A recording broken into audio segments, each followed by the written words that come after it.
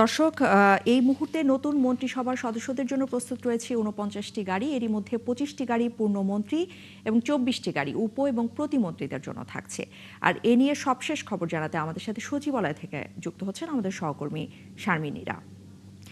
নীরা, একটু জানাবেন শপথ ঘিরে মন্ত্রিসভার কারা কারা থাকছেন? এরই মধ্যে কিন্তু আমরা আমাদের সহকর্মীদের কাছ থেকে জানতে পেরেছি। এই মন্ত্রিসভা ঘিরে আর নতুন কোনো তথ্য রয়েছে কিনা আপনার কাছে?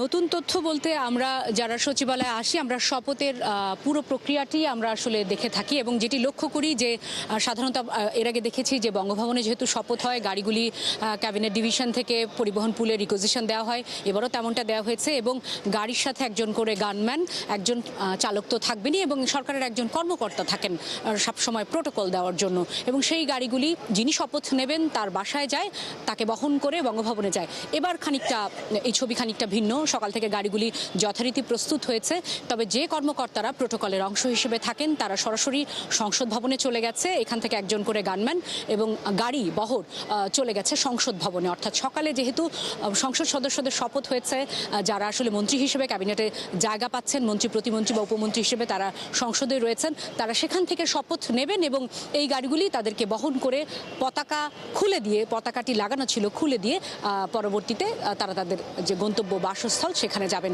এর বাইরে জানাতে চাই যে এখন পর্যন্ত মন্ত্রী প্রতিমন্ত্রীদের তালিকা হয়েছে, তবে কে কোন দফতর পাচ্ছেন সেই তালিকা এখনো পর্যন্ত চূড়ান্ত হয়নি। বিএনপি একের পর এক চমক আসলে দেখাচ্ছে, দফতর বন্টনের বিষয়টিও আসলে একের পর এক চমকের বিষয়। তবে ক্যাবিনেটের দু একজনের সাথে আমাদের কথা হয়েছে, তারা যেটি বলবার চেষ্টা করেছেন, যারা যে যে ক্ষেত্রে অভিজ্ঞ, কেউ আন্তর্জাতিক বিষয়ে, কেউ নিরাপত্তা বিষয়ে, কিংবা কেউ হয়তো আর্থিক বা বাণিজ্য খাত সংশ্লিষ্ট বা পুরনো যারা মন্ত্রিসভায় এর আগে জায়গা পেয়েছিলেন, সেই অভিজ্ঞতার আদলেই আসলে এবার ক্যাবিনেটটি হয়তো ঢেলে সাজানো হবে। তবে পূর্ণাঙ্গভাবে কে কোন দফতর পাচ্ছেন সেটি জানবার জন্য হয়তো শপথের পর পর্যন্ত অপেক্ষা করতে হবে। ইশরাত, কিছুক্ষণ আগে গাড়িগুলি সংসদ ভবনের উদ্দেশ্যে আসলে এখান থেকে ছেড়ে গেছে।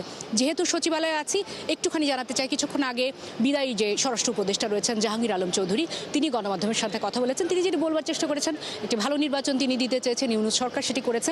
পাশাপাশি যারা আসলে দায়িত্ব নেবেন তাদের নিরাপত্তার ক্ষেত্রে কোনো ধরনের ছাড় দেওয়া হয়নি। আমরা একটি চিঠিও দেখেছি ক্যাবিনেট ডিভিশন থেকে স্বরাষ্ট্র মন্ত্রণালয়ে পাঠানো হয়েছে। আপনি জানেন নিরাপত্তার বিষয়টি আসলে স্বরাষ্ট্র মন্ত্রণালয় দেখে থাকে। যারা যারা নিরাপত্তা চেয়েছেন চাহিদা অনুযায়ী তাদেরকে নিরাপত্তা দেওয়া হয়েছে। অর্থাৎ যারা আসবেন এই সংসদ থেকে, যারা ক্যাবিনেটে আসবেন, তাদের নিরাপত্তা দেওয়ার ক্ষেত্রে কোনো ধরনের ছাড় কিন্তু সরকার দেয়নি। ইশরাত। নীরা, ধন্যবাদ আপনাকে। খুব সুন্দর করে আপনি আসলে বুঝিয়ে বললেন যে আর কিছুক্ষণ পর আসলে আমরা কি কি শপথ অনুষ্ঠান ঘিরে কি কি বিষয় দেখতে যাচ্ছি।